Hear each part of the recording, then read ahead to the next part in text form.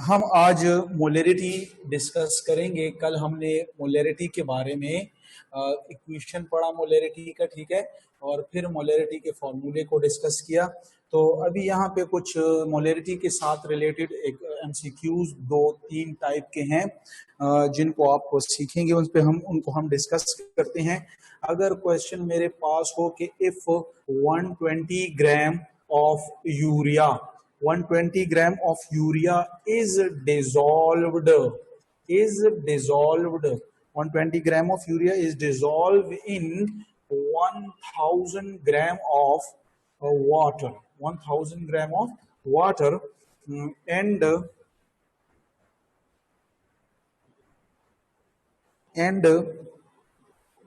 if density is equal to, हमारे पास density जो है वो बराबर होगी 1.12 के, ठीक है ना।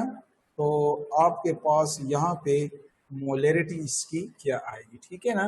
तो ऑप्शंस होंगे फिर डिफरेंट, तो वो तो जो भी हो, तो लेकिन आप यहाँ पे देखें कि इनको आप कैलकुलेट जो है तो सॉल्व इनका सोल्यूशन कैसे करेंगे। तो आपको पता है कि मोलरिटी किसके बराबर है। मोलरिटी तो बराबर है नंबर ऑफ मोल्स के बाय वॉल्यूम इन लीटर के, ठीक है। ये आपको मोलरिटी का फॉर्मूला जो है तो कल मैंने बता दिया था। अभी अगर आप इसको फर्दर लेकर चलेंगे तो फर्दर लेकर कैसे चलेंगे, फर्दर में हम ये यहाँ से ऐड करेंगे कि हमारे पास क्या होगा, मोल्स को जो है तो हम यहाँ पे लिख लेंगे मोलरिटी। मोल जो है तो इनको हम कितना लिख लेंगे, एन की वैल्यू क्या आएगी, यहाँ पे तो हमको ग्राम में दिया गया है, ठीक है। तो जब ग्राम में दिया हो तो ये 120 है, और कौन है, यूरिया। तो यूरिया का जो मोलर मास होता है तो वो हमारे पास 60 होता है। तो एन के लिए molar mass in gram divided by molar मास, तो यहाँ पे आ जाएगा 120 डिवाइडेड बाई 60, ठीक है। और फिर वॉल्यूम इन लीटर आ जाएगा, ठीक है ना। तो फिर फर्दर इस पे देखें कि जो वॉल्यूम होता है वॉल्यूम, तो ये वॉल्यूम आपको पता है कि ये मास ऑफ सोल्यूशन होना चाहिए, ठीक है ना। ये वॉल्यूम तो सोल्यूशन का है, और सोल्यूशन किसके बराबर होता है, आपको पता है वो सॉल्यूट के बराबर होता है और सॉल्वेंट के बराबर होता है। तो इज इक्वल टू सॉल्वेंट, तो अभी आपको दिया है वैल्यू कितनी है, शाबाश, सॉल्वेंट की वैल्यू हमारे पास 1000 है। जब 1000 है तो आप यहाँ पर लिख लेंगे 1000, ठीक है। और सॉल्यूट जो है तो यहाँ पे डेफिनेटली आपको लिखना होगा, और सॉल्यूट कितना है आपके पास, ये 120 है। ओके सर, मेहरबानी, अस्सलाम वालेकुम। वालेकुम सलाम, सही दीजिए, मेहरबानी, ठीक है। तो यहाँ पे सॉल्यूट हो जाएगा 120। तो इसको जब सोल्यूशन के लिए हम ऐड करेंगे तो हमारे पास टोटल जो वैल्यू आएगी वो आएगी 1120। ये आपके पास मास ऑफ सोल्यूशन निकला। जब मास ऑफ सोल्यूशन निकला तो मुझे तो मास ऑफ सोल्यूशन नहीं चाहिए, मुझे तो वॉल्यूम ऑफ सोल्यूशन चाहिए। तो इसके लिए हम एक और शॉर्टकट यूज करेंगे, D is equal to m/v। तो मेरा काम वॉल्यूम के साथ है, क्रॉस मल्टीप्लिकेशन करेंगे। जब क्रॉस मल्टीप्लिकेशन करेंगे तो यहाँ से dv और यहाँ से m आ जाएगा। हमें तो वॉल्यूम फाइंड करना है, तो d को यहाँ पे भी डिवाइड करें और d को दूसरे साइड पे भी डिवाइड करें। जब दोनों साइड पे डिवाइड करेंगे डी कैंसिल हो जाएगा, यहाँ से वॉल्यूम हो जाएगा। मास हमारे साथ आपको पता है कितना निकला है, 1120। डेंसिटी आपको क्वेश्चन में दी गई है 1.10। तो वॉल्यूम हमारे पास डायरेक्ट में अगर लिखूं तो हमारे पास यहाँ से आ जाएगा 1 लीटर। तो जनाब चलें अभी फॉर्मूले में पुट करें, मोलरिटी हमारे पास बराबर हो जाएगा 60, जब 120 तो यहाँ से 2 आ जाएगा, 2 पर 2 आ गया मोल में, और वॉल्यूम लीटर के लिए सारे शॉर्टकट यूज करें तो यहाँ से 1 आ गया। तो जब 2 1 पे डिवाइड होता है तो ये 2 मोलर सोल्यूशन होगा, ये इसका आंसर होगा। ये वो शॉर्ट तरीके हैं। शॉर्ट तरीके क्या है, लॉन्ग तरीके हैं, लेकिन इस पे आप समझ जाएं क्योंकि वॉल्यूम यहाँ पर मोलरिटी में सोल्यूशन का मांग रहा है, ठीक है। Volume of solution in litre है, वॉल्यूम ऑफ सॉल्वेंट नहीं है। वॉल्यूम ऑफ सॉल्वेंट होता तो फिर आप 1000 पे करते, ठीक है। तो सोल्यूशन करना पड़ेगा, तो सोल्यूशन के लिए, और फिर वहां पे और दिया भी ग्राम में है तो वॉल्यूम, तो ये सारी कैलकुलेशन। तो जो इस पे समझ गए हाथ उठाएं, please raise your hands if you got the point, ठीक है। ठीक है जनाब, आप रिपीटर्स हैं माशाल्लाह से, पॉइंट को जल्दी से, आपसे पहले तो फ्रेश एक क्लास होती है उनको तो क्वेश्चन करते करते हैं थका देते हैं, बस करते हैं और वो थक जाते हैं, लेकिन वो कहते हैं ये नहीं समझे और ये तो ये आप बहुत जबरदस्त जो है तो आप इस पे समझिए। तो एक इसमें ये ट्रिक याद रखें, ठीक है। अभी इसमें एक और ट्रिक जो है, तो एक और दो किस्म के, बल्कि मैं आपको एमसीक्यूज करवा रहा हूँ और दोनों को जो है तो मोलरिटी के साथ आप गौर से देखें। पहला क्वेश्चन है कि अगर हमारे पास है 0.2 मोलर, ठीक है, तो 0.2 मोलर हमारे पास जो है तो 100 ml है, एक चीज है HNO3 सोल्यूशन है, ठीक है, ये लिख लें HNO3 सोल्यूशन। और फिर है इज डाइल्यूटेड विद, यानी इसमें आप मजीद पानी डालते हैं, is diluted with 100 ml water, इसमें आप मजीद पानी डालते हैं, ठीक है ना। तो फाइंड न्यू मोलरिटी, तो अभी जो न्यू मोलरिटी होगी वो क्या होगी, क्योंकि डेफिनेटली जब आपने डाला है तो क्या होगा, तो इसमें आपको ऑप्शन होंगे इस तरह ABC होंगे, ठीक है ना। तो इसके लिए आपको सोल्यूशन करना है। तो अभी खुद देखें यहाँ पे जब आप सोल्यूशन करेंगे तो आपके जो पहले जो ये कंसंट्रेशन है तो ये है, तो ये आपके पास M1 हो जाएगा जो कि होगा 0.2 मोलर है। इस तरह जो नेक्स्ट यानी है तो वो वॉल्यूम है, तो वॉल्यूम आपको पता है वो कितना है 100 ml है, ठीक है। इस तरह दूसरा फाइंड मोलरिटी, तो इसका मतलब है कि M2 तो है तो ये आपने फाइंड करना है, और V2 जो है तो अभी क्या है आपने डाइल्यूट किया है विद वाटर और वो भी 100, तो इसका मतलब है कि जो नया वॉल्यूम बना है तो एक कंटेनर में 100 तो पहले से था, 100 आपने और डाला तो अभी V2 हमारे पास 200 ml हो जाएगा। ये याद रखना है। स्टूडेंट क्या करते हैं, स्टूडेंट ये जो वाटर डाला है ना तो इसको यानी V2 भी 100 कर लेते हैं, ये V2 100 नहीं क्योंकि डाइल्यूट किया, तो इसका मतलब है 100 पहले से था, 100 आपने उसमें पानी डाला, तो अभी न्यू वॉल्यूम जो नया बन गया तो वो 200 ml हो गया। तो इसमें अभी मोलरिटी हमारे पास कितनी होगी, तो इसके लिए तो आपको पता है कि आप डाइल्यूशन फार्मूला को यूज करेंगे।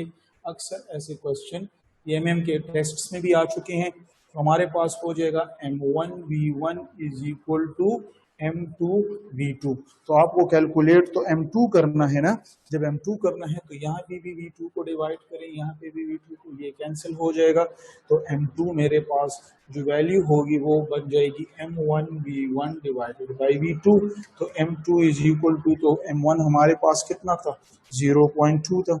इस तरह जो है तो कितना है V1 कितना है, शाबाश, वो हमारे पास 100 है, और जो V2 है तो वो हमारे पास 200 है।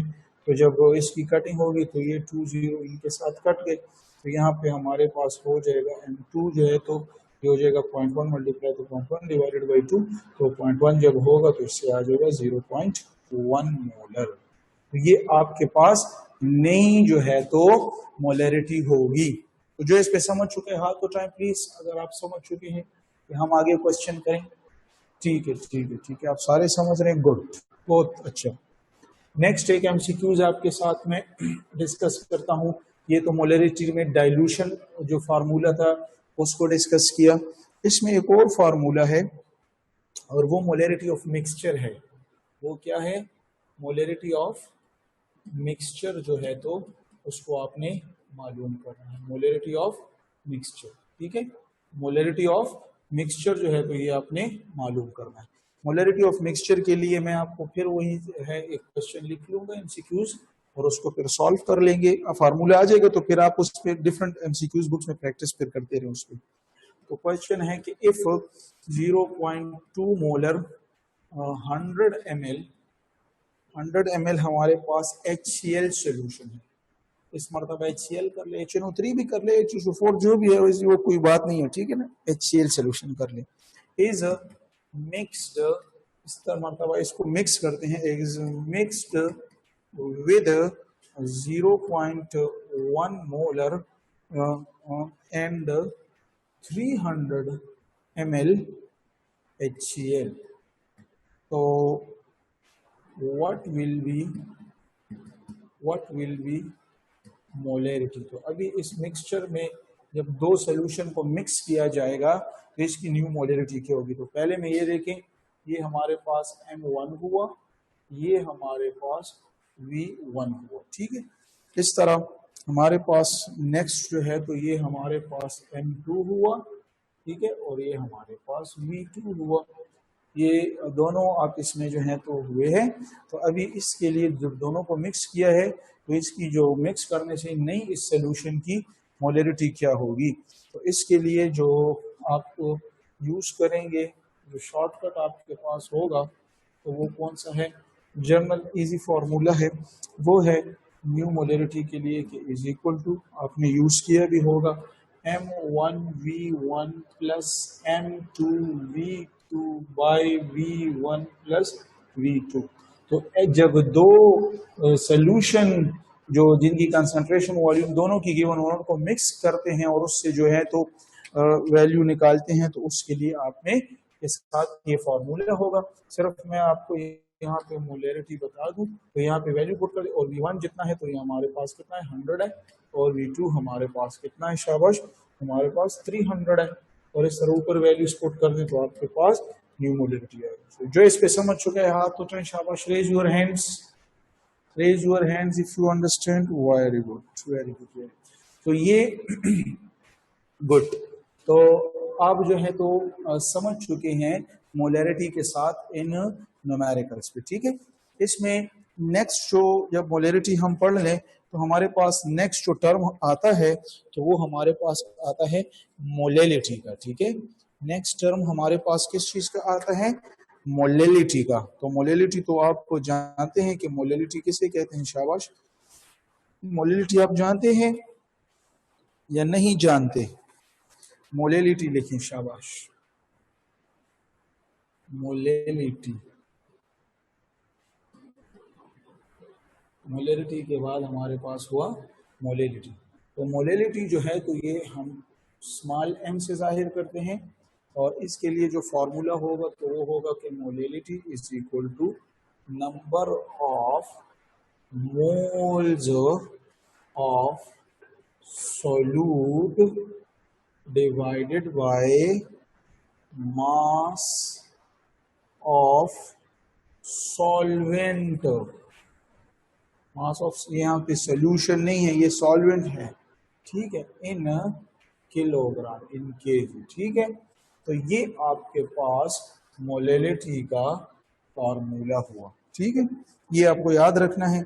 अभी इसको समझने के लिए मैं यहाँ पे आपको एक क्वेश्चन जस्ट फॉर प्रैक्टिस जो है तो दे रहा हूँ, तो फिर आप जो है तो इस पे आगे क्वेश्चन करते हैं, ठीक है। तो अगर मैं यहाँ पे आपको एक क्वेश्चन दूँ MCQs का, लेट से एक क्वेश्चन मैं लिख लूँ कि अगर 20 ग्राम मेरे पास NaOH है, ठीक है, और डिजॉल्व, तो हम डिजॉल्व करते हैं, डिजॉल्व इन 100 ग्राम सोल्यूशन में, 100 ग्राम सोल्यूशन में, ठीक है। तो हमारे पास क्या होगा, शाबाश, तो हमारे पास जो मोलैलिटी होगी तो वो क्या होगी, ठीक है, ये आपका क्वेश्चन है। तो इसके लिए सोल्यूशन प्रैक्टिस की भी होगी, फिर यहाँ पे आप थोड़ा सीख जाएंगे। तो यहाँ पे मोलैलिटी क्या होगी, मोलैलिटी तो आप लिख लें कि molality is equal to, formula तो पता है, यहाँ पे क्या है, ये तो मोल्स को रिप्रेजेंट कर रहे हैं, लेकिन यहाँ पे किस चीज़ में दिया है, यहाँ पे ग्राम में दिया है, तो आप मोल को जो है तो यहाँ पे मोल और यहाँ पे सॉल्वेंट इन केजी लिख लें। फार्मूला मैंने शॉर्ट में दोबारा लिख लिया, खैर है। तो यहाँ पे अभी देखें, शाबाश, मोलैलिटी इज इक्वल टू, मोल किसके बराबर होते हैं, मास इन ग्राम, तो कितना है 20 डिवाइडेड बाय मोलर मास, तो ये 40 आते हैं, और डिवाइड बाय सॉल्वेंट जो है तो हमारे पास कितना है, मास ऑफ जो सॉल्वेंट होता है तो वो क्या होगा अभी, तो वो तो हमारे पास क्या है ये देखें 100 है ना, तो 100 तो सोल्यूशन है, ठीक है। जब 100 सोल्यूशन है तो ये हमारे पास कौन सा क्वेश्चन हो, ये असल में हमारे पास वेट बाय वेट सोल्यूशन है, क्योंकि हमारे पास जो सॉल्यूट है तो वो 20 ग्राम है और सोल्यूशन जो है तो वो 100 ग्राम है, ठीक है ना। तो इसमें हमारा काम सोल्यूशन के साथ तो नहीं है, सॉल्वेंट के साथ काम है। तो हम नॉर्मली लिखते हैं कि solution is equal to solute plus solvent लिखते हैं या नहीं, ये हम नॉर्मल लिखते हैं। तो सोल्यूट इस मरतबा मेरे पास कितना है 20 है, क्योंकि वेट बाय वेट में टोटल जो है तो 100 पूरा करना होता है, तो सोल्यूशन टोटल 100 ग्राम है, तो यहाँ पे हम क्या लिखेंगे, ये 20 है, और प्लस जो है तो हमारे पास कितना होता है, क्या होगा, 80, ठीक है। सॉल्वेंट हमारे पास कितना हुआ, 80, तो तब हमें जाकर कहीं 100 जो है तो ऑब्टेन होगा। तो डेफिनेटली हमारे पास यहाँ पर सॉल्वेंट की जगह क्या आ जाएगा, 80 आ जाएगा। 100 कभी भी नहीं लिखना, क्योंकि 100 तो सोल्यूशन है, और सोल्यूशन से जब 20 माइनस होता है 100 से, तो 80 रह जाता है, ठीक है। और फिर है किसमें, ये भी देखिए, फिर है ग्राम में, लेकिन यहाँ पे क्या लिखा है, किलोग्राम में। तो 80 को दोबारा आप ऐसे करें कि 1000 पे डिवाइड करें, तो 1000 पे डिवाइड करेंगे, तो इससे फिर जो है तो ये देखिए, ये जीरो इस जीरो के साथ कट जाएगा, इस तरह ये इसके साथ कट जाएगा, तो कटिंग होगी, ये 100 ऊपर चला जाएगा, तो यहाँ से डायरेक्ट मोलिलिटी की वैल्यू हमारे पास आ जाएगी 6.25, ठीक है। तो ये आपके पास मोलिलिटी का जो है तो एक क्वेश्चन हुआ, जिसपे आपने प्रैक्टिस करनी है आगे मोलिलिटी के साथ, ठीक है। मोलिलिटी में फिर हमारे पास डिफरेंट क्वेश्चन और भी आ रहे हैं, और वो क्वेश्चन लेट सपोज अगर मैं आपके साथ डिस्कस करूं, वो क्वेश्चन है, एक और क्वेश्चन है, प्रैक्टिस है, आप कर लें। चलें मैं आपको क्वेश्चन देता हूं, और क्वेश्चन हमारे पास ये है कि what is molality, what is molality of H2SO4 when 4.9 gram of H2SO4 is dissolved in 250 ml of solution, ठीक है, 250 ml ऑफ सोल्यूशन। तो पता है आपको, शाबाश, किसके बराबर होता है, molality is equal to mass in gram by molar mass into volume क्या है, ये देखो सोल्यूशन है ना, सोल्यूशन है, तो ये 250 दिया हुआ है, 250 ml है, और ये हमारे पास सॉल्वेंट है, ठीक है, सॉल्वेंट है। तो क्या हुआ, इसमें आप जो है तो फर्दर जो है तो इसको आप वैल्यूज दें, तो मोलिलिटी इज इक्वल टू, शाबाश,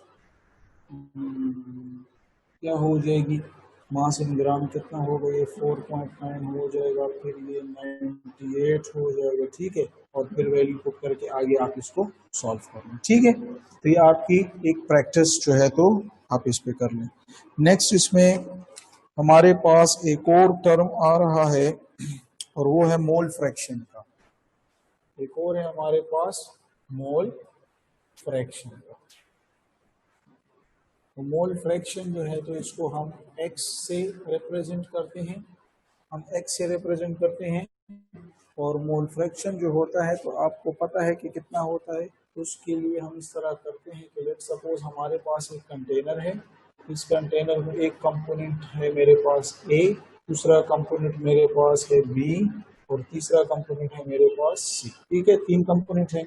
ये हमारे पास जो है तो 2 मोल है, इस तरह ये मेरे पास 4 मोल है, और ये मेरे पास 6 मोल्स है, ठीक है। तो इसका मोल फ्रैक्शन क्या होगा, A का, B का, C का क्या होगा, तो A के लिए हम कहते हैं कि XA into N A divided by N T, total mole. N A कितना होगा हमारे पास, 2 डिवाइडेड बाई टोटल कितने हैं, 2 और 4 6, और 6 12, तो 12 पे डिवाइड हो जाएगा, तो एक्स ए आपके पास यहाँ पे कुछ ना कुछ आ जाएगा। इस तरह एक्स बी जो होगा तो वो होगा 4 डिवाइडेड बाई 12, यहाँ पे कुछ ना कुछ आ जाएगा, और एक्स सी जो होगा तो वो बचेगा 6 डिवाइडेड बाई 12, तो तकरीबन ये 0.5 आ गया, ठीक है। तो ये आपके पास क्या हुआ, ये मोल फ्रैक्शन हुए। अभी मोल फ्रैक्शन में कुछ एमसीक्यूज पॉइंट आप अपने साथ नोट कर लें, बहुत सिंपल पॉइंट है।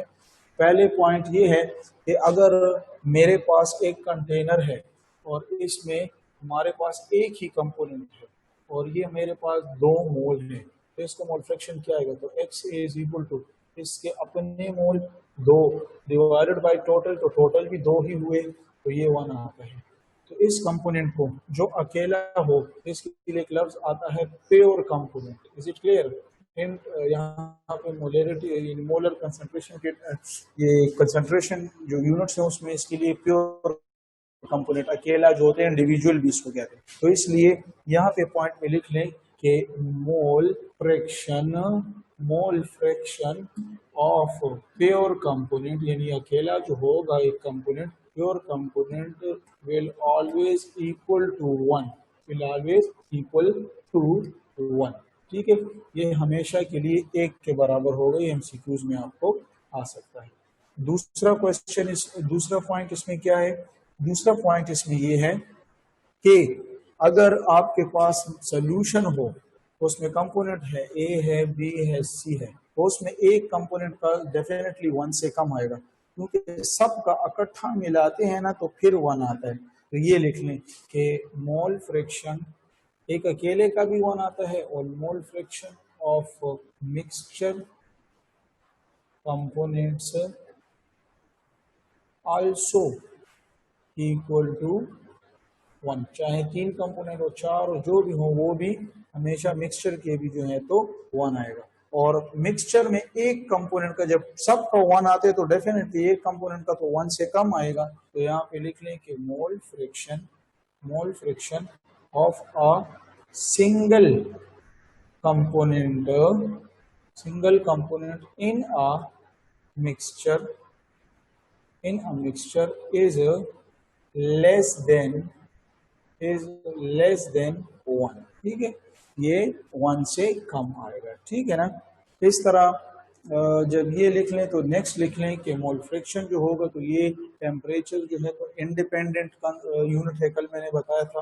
तो mole fraction is temperature independent unit of concentration. ठीक है ना? तो ये टेम्परेचर इंडिपेंडेंट है। तो ये मोल फ्रैक्शन के बारे में कुछ हुए। और अगर आपको मोल फ्रैक्शन मालूम करने तो बस मोल लें, ये आपके साथ फार्मूला मैथमेटिकल फॉर्म भी गिवन है। और ये जो 3 पॉइंट्स किए तो इससे रिलेटेड क्वेश्चन भी आ सकते हैं और ये चौथा क्वेश्चन इसमें आ सकता है। ठीक है, तो ये मोल फ्रैक्शन के बारे में कुछ इस तरह। हमारे पास पीपीबी और पीपीएम और पीपीटी जो हैं तो वो भी हमारे पास कंसंट्रेशन के यूनिट्स हैं। और उसको तो एग्जाम्पल ये पीपीएम जो है और पीपीबी जो है और जो पीपीटी है, तो ये हम उन कंसंट्रेशन के लिए यूज करते हैं जो बहुत ही ज़्यादा कम हो। ठीक है, तो अगर मैं पीपीएम के लिए लिखूं तो पीपीएम का तो जनरल फार्मूला आपको पता है कि इज इक्वल टू वेट या वॉल्यूम ऑफ सोल्यूट, ठीक है, डिवाइडेड बाय वेट या वॉल्यूम ऑफ क्या आएगा शाबाश solution into 10 to the power 6। ठीक है, तो ये पीपीएम के लिए आपके पास फॉर्मूला है, अगर गिवन है तो कैलकुलेशन आप इस पे कर सकते हैं। इस तरह पीपीबी जो होगा तो वो होगा PPB is equal to weight या volume of solute divided by weight या volume of solution into 10 to the power 9। ठीक है, और नेक्स्ट जो है तो PPT is equal to weight या volume of solute divided by weight या volume of solution into 10 to the power 12। ठीक है ना? तो ये पीपीबी पार्ट्स पर ट्रिलियन और पार्ट्स पर, और बेसिकली ये जो है तो कम कंपोनेंट जो होते हैं तो उनके लिए ये यूज होते हैं जो बहुत ज़्यादा मिकदार में कम है। ठीक है, जब ये चीज़ें आप पढ़ लें तो इसमें हमारे पास नया टॉपिक जो है तो वो स्टार्ट होगा। और नए टॉपिक में आपको पता है कि हमारे पास एक टॉपिक है, और अगर हम ये मैं बुक के सीक्वेंस से चलूँ तो बुक के सीक्वेंस में ये तो पहले मैंने इसलिए करवाई क्योंकि कंसंट्रेशन की डेफिनेशन की, तो इसलिए उसके साथ मैंने इन बातों को डिस्कस किया।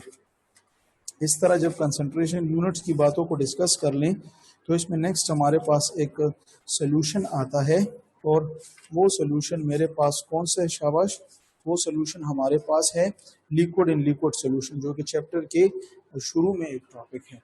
तो हमारे पास एक सोल्यूशन है, हमारे पास एक सोल्यूशन होगा, और सोल्यूशन हमारे पास क्या है शाबाश, liquid in a liquid.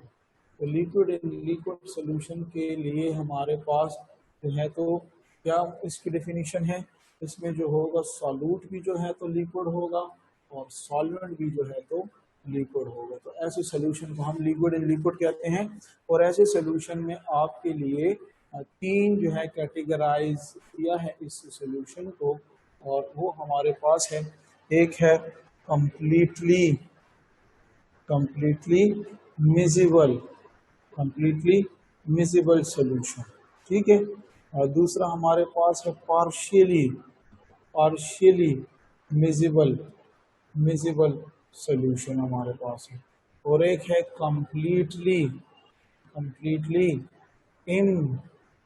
Immiscible solution, completely immiscible solution, ठीक है। कंप्लीटली मिजिबल, पार्शियली मिजिबल और कंप्लीटली इमिजिबल, ठीक है। तो अभी इनको अगर हम जर्नल पढ़ें तो कंप्लीटली मिजिबल में हम क्या पढ़ते हैं, completely miscible solution, completely miscible solution. इसका मतलब ये है कि इसमें सल्यूट और सॉल्वेंट जो आप लेते हैं, जो भी प्रोपोर्शन लेते हैं, अगर 10 ml सल्यूट और 90 सॉल्वेंट, या 20 सल्यूट और 80 सॉल्वेंट, या 30 सल्यूट और 70 सॉल्वेंट, जो प्रोपोर्शन भी लेते हैं वो एक दूसरे में हल होते हैं। तो हम क्या कहेंगे कि the solution in which solute and solvent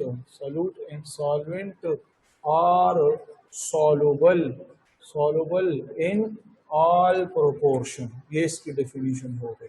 all proportion यानी जो तनासुब भी आप लेंगे वो इनकार नहीं करेंगे एक दूसरे में मिक्स होने से। तो जब आप कंप्लीटली मिजिबल सोल्यूशन की ये डेफिनेशन लिखते हैं तो इसमें ऑटोमेटिकली फिर आपको एक दो चीज़ें, तीन बल्कि दो तीन एमसीक्यूज आ जाएंगे, ठीक है। तो वो दो तीन एमसीक्यूज इसके साथ रिलेटेड क्या है, तो पहला जो एमसीक्यूज इसके साथ रिलेटेड है वो क्या है, वो ये है कि जो डेल्टा एच एक हमारे पास होगा डेल्टा वी, ठीक है, और दूसरा मेरे पास होगा डेल्टा एच, ठीक है। तो ये दो चीज़ें इसके साथ रिलेटेड हैं, ठीक है। तो अभी क्या होता है, डेल्टा एच जो होगा तो डेल्टा वी जो है तो वो ज़ीरो नहीं होगा, और डेल्टा एच भी इसके लिए ज़ीरो नहीं होता। इसका मतलब ये है कि अगर मेरे पास एक कंटेनर है, इसमें मैंने यहाँ पे 2 ml जो है तो सॉल्यूट डाला और 8 ml जो है तो ये सॉल्वेंट डाला, तो मैं आपसे पूछूंगा कि इसका वॉल्यूम कितना होगा।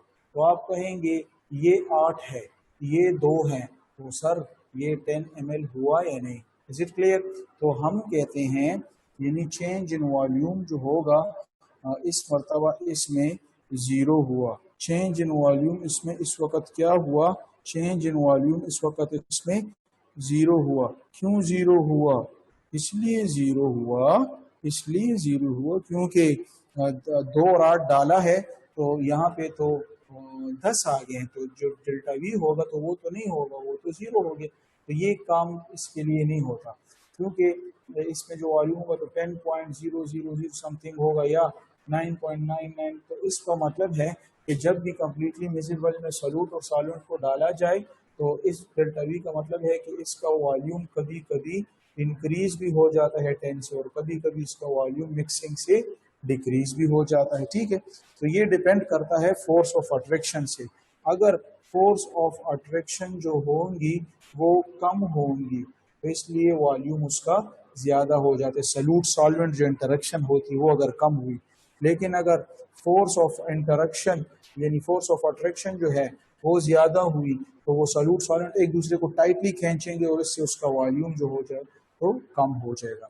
तो ये अगर कोई आपसे पूछे कि delta V is not equal to zero for completely miscible, इसका मीनिंग, इसका मतलब क्या है, तो आप जो है तो इस कॉन्सेप्ट को जो है तो अपने जहन में रखें, ठीक है। तो इस तरह अगर आप डेल्टा एच की बात भी करते हैं, तो ये भी कभी कभी जो होगा तो इंथैल्पी कभी कभी जो है ज़्यादा हो जाएगी, इंथैल्पी हीट या इवॉल्व करेगी, यहाँ कभी हीट जो है तो इवॉल्व करेगी, तो इसके लिए डेल्टा एच जो होगा तो वो क्या हो जाएगा, नेगेटिव हो जाएगा। लेकिन कभी कभी हीट जो होगी तो वो एब्जॉर्ब होगी, तो इसके लिए डेल्टा एच जो है तो पॉजिटिव कुछ होगी। ठीक है, तो इस पॉइंट पे जो समझ चुका है हाथ उठा ले, शाबाश। ये आपकी बुक में बड़ा बड़ा करके लिखा हुआ है, पेज नंबर मैं आपको बता दूंगा, ये 250-55 है, किस तरह कुछ पेज आता है, उसमें आप देख लेंगे, आपको ये नजर आएगा, बिल्कुल आखिर में ये बातें लिखी होती हैं। ठीक है, तो ये पॉइंट बहुत जरूरी है ईटा के लिए।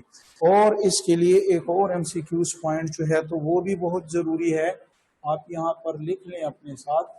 और वो पॉइंट ये जरूरी है कि ये कंपोनेंट जब आप कंप्लीटली मिजिबल एक दूसरे में डालते हैं, यानी लेट सपोज मैंने यहाँ पर सॉल्यूट को डाला, सॉल्यूट क्या था, लिक्विड था, जब मैंने सॉल्वेंट को डाला तो सॉल्वेंट भी मेरे पास लिक्विड था, तो इस मर्तबा दोनों कंपोनेंट जो हैं तो लिक्विड है, तो एक सोल्यूशन बन गया। लेकिन अगर मैं इन दोनों कंपोनेंट्स को सेपरेट करना चाहूँ तो मैं क्या करूँगा, तो मैं जो है तो इनको सेपरेट, इसका आंसर ये होगा कि सेपरेट ये कैसे होंगे, on the basis, liquid component है on the basis of boiling point, heat दूंगा तो जिस कंपोनेंट का बॉइलिंग पॉइंट पहले आ जाएगा वो इवोपोरेट होके अलग हो जाएगा, और इसी प्रोसेस को हम कहते हैं फ्रिक्शनल डिस्टिलेशन। आपको ये ईटा में आ सकता है कि कंप्लीटली मिजिबल सोल्यूशन के जो कंपोनेंट होते हैं सॉल्यूट और सॉल्वेंट, उनको हम कौन से प्रोसेस पे अलहदा करते हैं, तो वो फ्रिक्शनल डिस्टिलेशन होता है। इस पे जो समझ के हाथ उठाए, शाबाश, सही है। ये इफ़ी कलसूम है या जो भी है, बहुत क्विक हाथ उठाती है, ठीक है ना, इफ़ी कलसूम जो है, इफ़ी है जो भी, ठीक है ना, गुड। इस तरह फिर आप अगर नेक्स्ट पे आए तो पार्शियली मिसिबल सोल्यूशन है, ठीक है ना। दूसरा हमारे पास होता है पार्शियली मिसिबल सोल्यूशन आपके पास होता है। तो पार्शियली मिसिबल सोल्यूशन हमारे पास क्या होता है, जब कुछ हिस्सा हल हो कुछ हिस्सा हल ना हो, तो इनमें आपको अगर मैं कंटेनर बनाऊं तो आप कहेंगे कि इसमें 2 लेयर्स बनती हैं, ठीक है। और आपके पास जो बहुत मशहूर इसकी एग्जांपल है तो वो है फिनोल वाटर सिस्टम, ठीक है। इस तरह निकोटीन वाटर सिस्टम ये है, और ये जो एग्जांपल्स आपके दिए हैं ये अपने साथ याद रखें, ट्राई इथाइलिन अमीन बुक में आपके लिखे, तो ये मशहूर एग्जाम्पलें हैं। तो ये जो ऊपर की लेयर होती है तो ये हमारे पास कौन होता है, ये हमारे पास वाटर होता है, और इस तरह ये लोअर लेयर जो है तो ये फिनोल होता है, क्योंकि फिनोल की डेंसिटी ज़्यादा होती है वाटर से, इसलिए वो लोअर लेयर होती है। तो अभी नॉर्मली 25 सेंटीग्रेड पर क्या किस्सा होगा, रूम टेम्परेचर पर, रूम टेम्परेचर पर इस तरह होता है कि ये दोनों सोल्यूशंस जो होते हैं लिक्विड एक दूसरे में हल होंगे, तो पानी जो है तो कोशिश नीचे की तरफ करेगा, तो इसलिए जब पानी नीचे आता है तो फिनोल भी जो है तो ऊपर चला जाता है मिक्स होने के लिए। तो यहाँ पर आपके पास 2 सोल्यूशन बन गए हैं, एक ये सोल्यूशन बना और एक हमारे पास ये सोल्यूशन बना, ठीक है ना। तो 2 सोल्यूशन आपके पास बन चुके हैं। जब 2 सोल्यूशन आपके पास बन चुके हैं तो देखते जाएं ऊपर ऊपर यानी 25 सेंटीग्रेड पर कितना पानी जो है तो नीचे आया, कितना पानी नीचे आया, तो आपको पता है ये 30% जो है तो नीचे आ जाता है, जबकि कितना फिनोल ऊपर गया, 5% फिनोल, ठीक है। तो हम कह सकते हैं कि जो नीचे का जो सोल्यूशन है, ये सोल्यूशन इसमें जो है तो सॉल्यूट कौन सा है हमारे पास, सॉल्यूट इसमें मेरे पास वाटर है, क्योंकि वाटर थोड़ा है, लेकिन सॉल्वेंट मेरे पास कौन सा है, यहाँ पे सॉल्वेंट फिनोल है, ठीक है। लेकिन अगर इसके कंट्रास्ट हम बात करें, तो कंट्रास्ट हम ये कहेंगे कि अगर अपर लेयर को हम देखें तो अपर लेयर में हमारे पास जी क्या होगा, अपर लेयर में सोल्यूशन है। इसमें तो अभी जो सॉल्यूट होगा तो वो हमारे पास फिनोल 5% है, तो डेफिनेटली हमारे पास सॉल्यूट जो होगा तो वो फिनोल होगा। और अगर सॉल्वेंट की बात करूं तो इसमें वाटर है। Is it clear? तो एक तो ये वैल्यूज याद रखें कि 25 सेंटीग्रेड पर कितना फिनोल ऊपर लेयर में होता है और कितना वाटर नीचे लेयर में होता है। लेकिन फिर अगर मैं 100% की बात करूं तो वो भी आपको बुक में दिखाई दे रहा है, ठीक है, वो भी इस तरह आपको, और एक टेम्परेचर आता है जिसको हम कहते हैं 65.9